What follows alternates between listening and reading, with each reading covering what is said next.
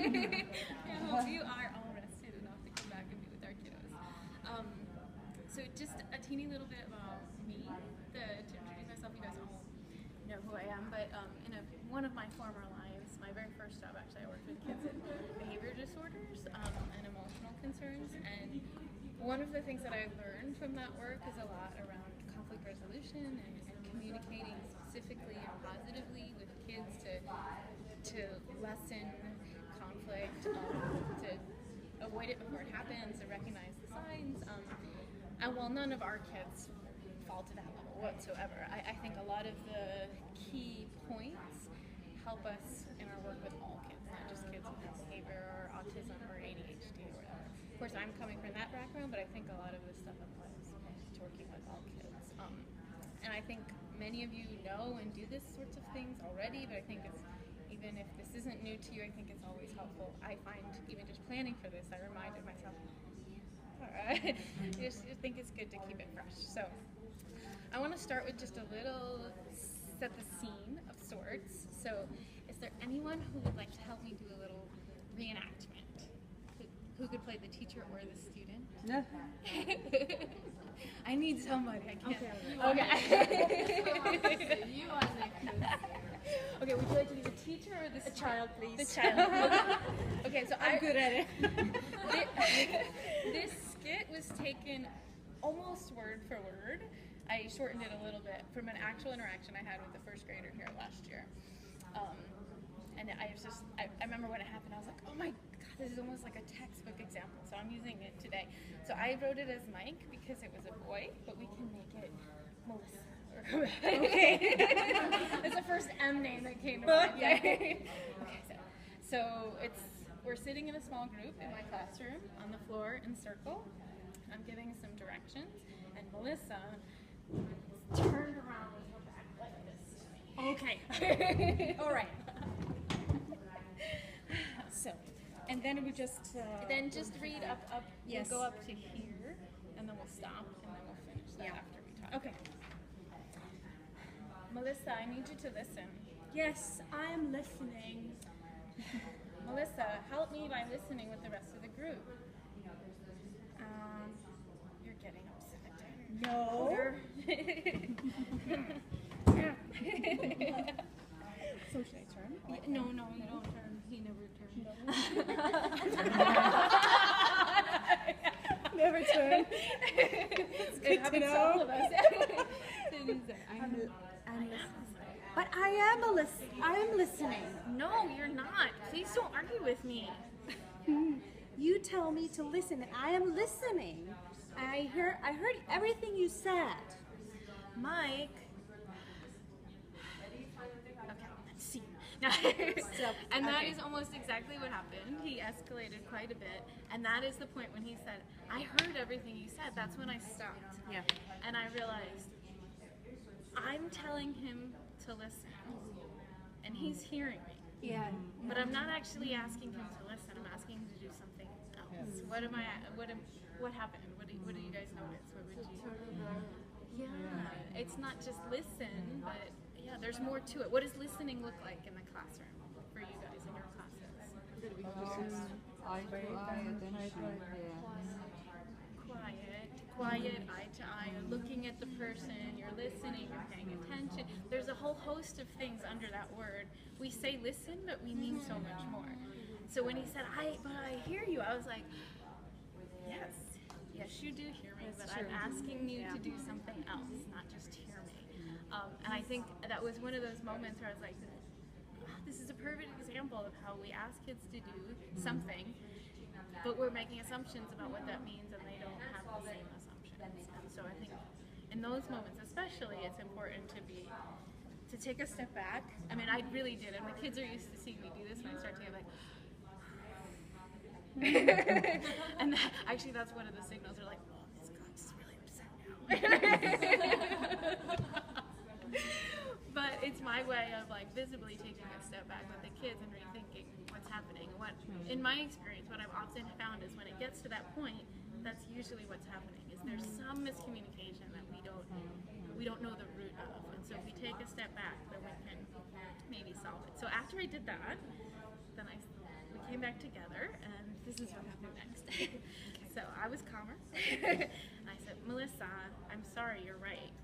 When your back is turned to me, you can still hear me. Yes, I told you. So, I wasn't clear. When I said I need you to listen, what I meant is I need you to show me that you're listening. And you show me that you're listening by facing me, looking at me, and being quiet. And when your back is turned, it makes me think you don't care about what I'm saying, even if you can still hear me. Oh, okay.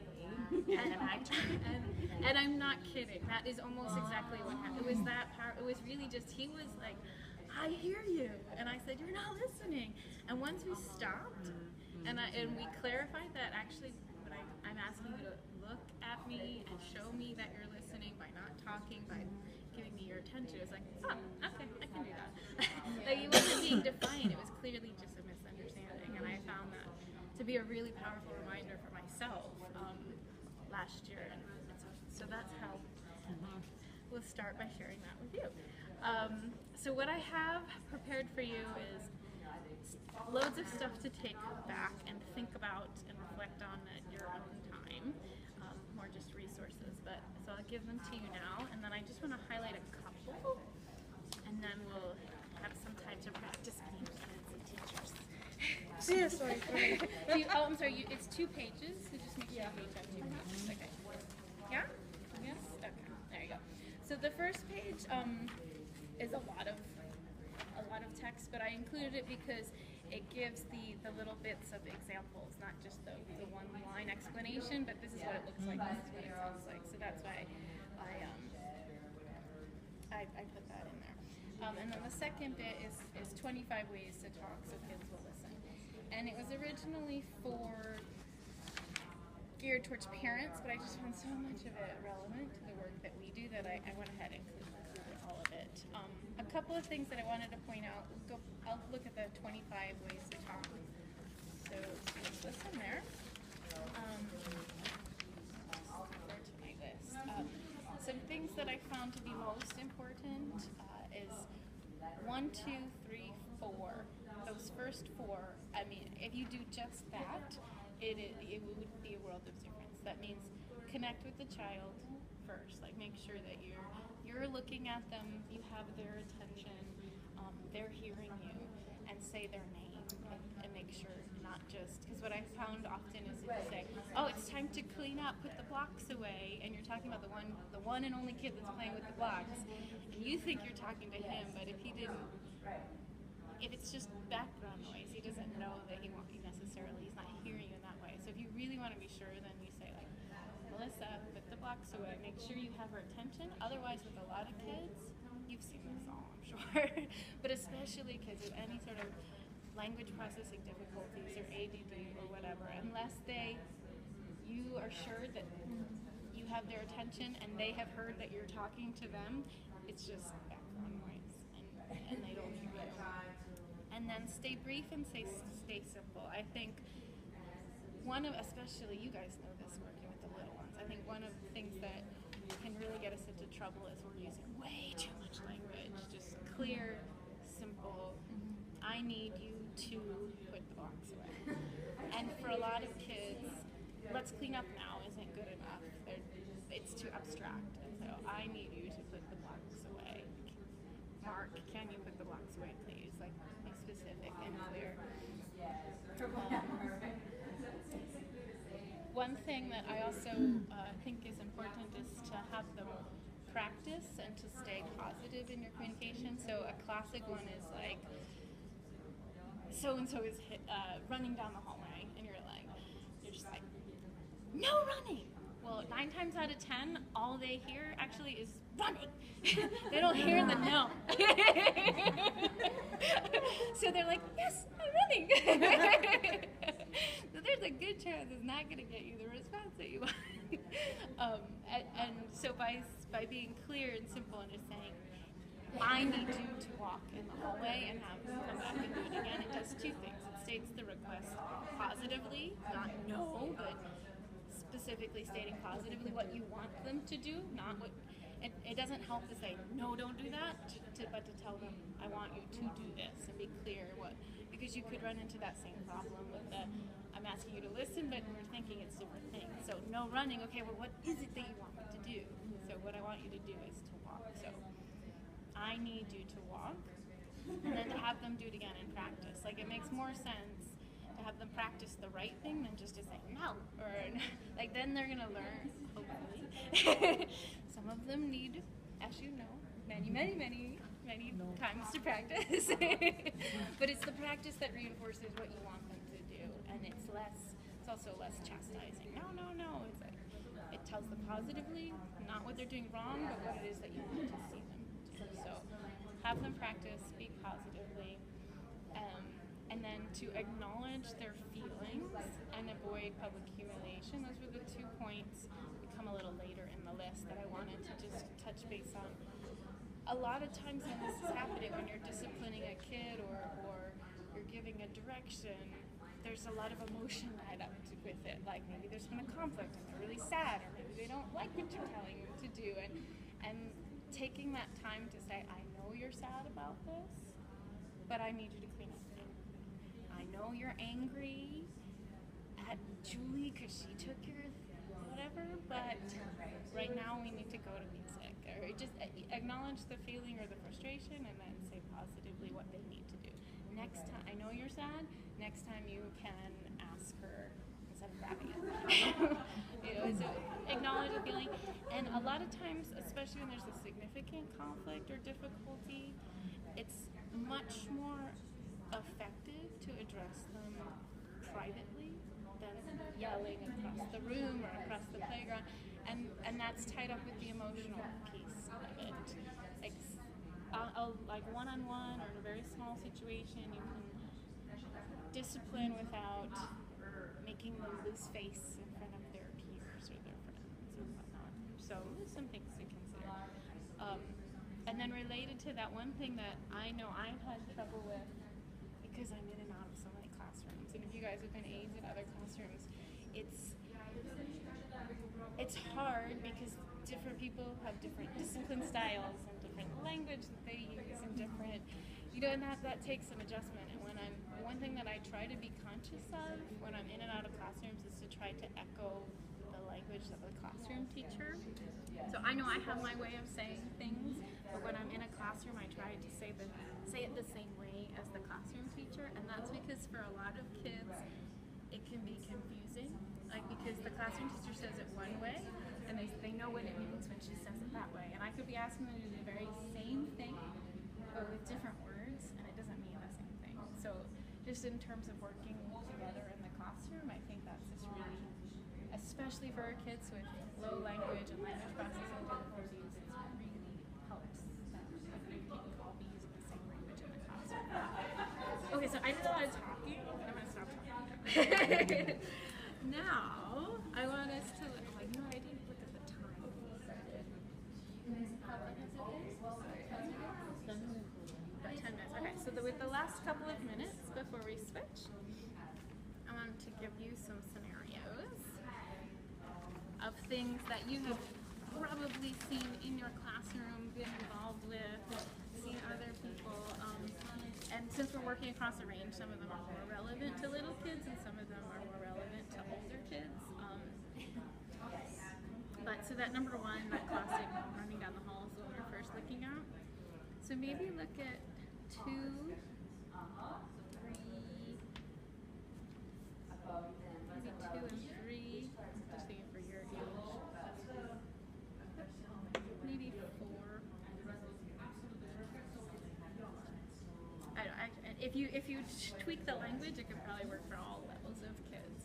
So maybe in pairs, look at one and rethink together how you would do it differently than the way does that work? 2, 2, 2? Does that work? So pick one that seems relevant, and just think about, based on some of these ideas, what you would do differently. Which one you're doing 4? Which one are you guys gonna do? Number 2. 2? Which one are you guys gonna do? Yeah, 4. Okay. Okay, so 2, 3, 4. Perfect. So just take a minute, talk about what do you think you would do differently than what was actually done, and then maybe we can share. Slow pushing. Maybe you can tell them name.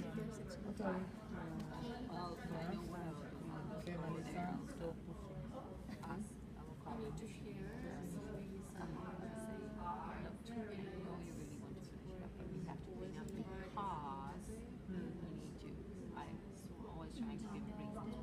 If I see somebody who is like crying because they're on a swing or something else, I would ask, oh, how you can solve the problem with it. What do you think we can do to get the swing?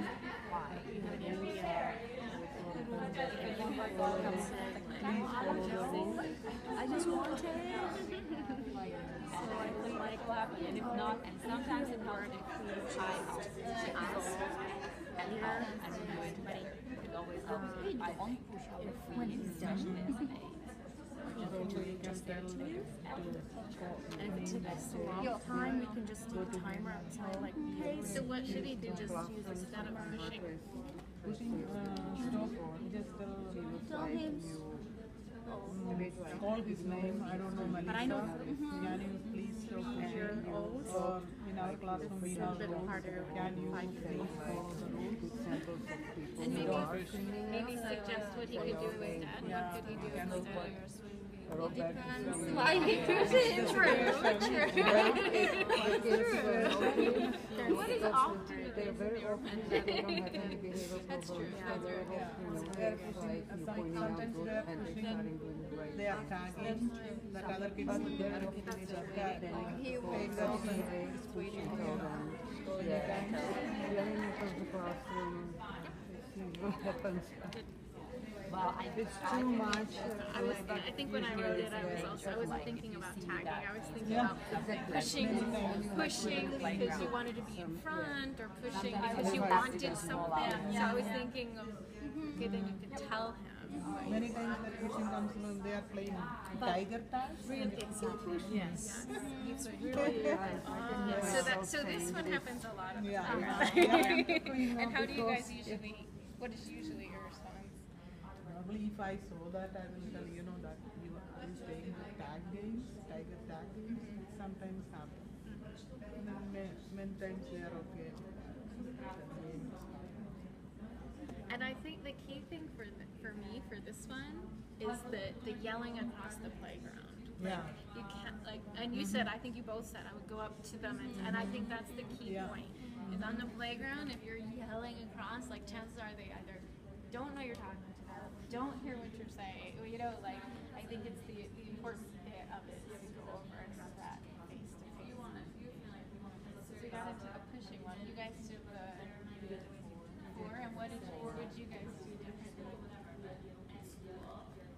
Well, I said usually what we do in the classroom is start talking, like we pretend the student who is not doing the right thing can be like kind of saying like, oh, it's good you kind of cleaning up over there, this child is cleaning up well, this child. And usually it happens like they notice you pointing out good samples and they look around and they start doing the right thing. If not, then you have to go to them. And if you have to go to them, then what Like, kind and of tell language them, would you what do you say? Well, I'll be more personal. I'll tell them and Right. say, look, I'm sorry, Yeah. I know you want to blah, blah, blah, but we have to clean up because I like to tell them reasons so they know the good reasons why we have to do it. Even it looks like a really bad thing. And they usually fine with it. That's Cleanup is always one. Cleanup in Picket, we have songs, special songs, so that's sign for cleanup. We don't have problem they starting. And I think and one of the things for me again in this one is that the yelling across the room. I don't know, maybe it's just one of my pet peeves. Like you cannot assume that the kid's listening to you unless you have that connection. And you guys did number 3, yeah? Number 3, yeah. We just say, should I read? No. I just think people come up with what is just We say that we need to share, we give time limit. If it's on a swing, we say like you can count with me till 10 or till 20, so they need to count. And then they swap and like this ask the kid if he or her they have some idea how to solve the problem, and if they just say, "Oh, I don't know, I just want the swing," they just don't want to deal with it. They want us to do it really. So I asked them if you think it would work if you would ask Peter or somebody else to give you the swing when he's done, and if it takes too long, we would just take timer for some time and then we'll just work. I like the way that you guys make it concrete, because waiting even 10 seconds. Yes. It's an extraordinary amount of time to think wasted. Yeah. And somehow knowing that it's 1, 2, 3, 4, okay, you're seeing the timer, okay.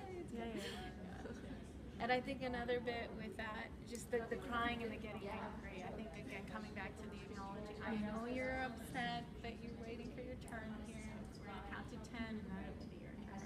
Ask them if you can go next, or again providing that, acknowledging the feeling and providing minutes. I think it's probably time for us to switch. So do you have any questions or I want to ask, why is it important to acknowledge the feelings? I just want to know like how it works for them.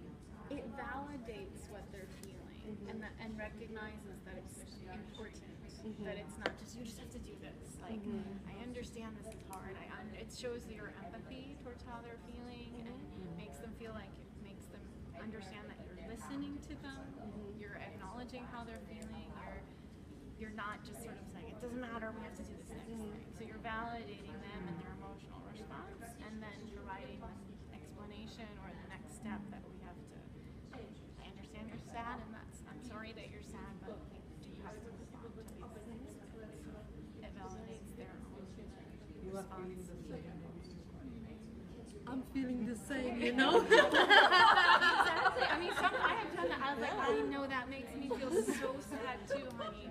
But we really do need to do this next time. Or we really do need to tell her next time instead of pushing her. Yeah, you know. So it has that connection. It validates them as people and individuals with feelings, and then it teaches them explicitly what the thing to do differently is next time, or why we need to clean up even though we really don't want to, or. I think it's important to recognize and respect. Sure. Yeah.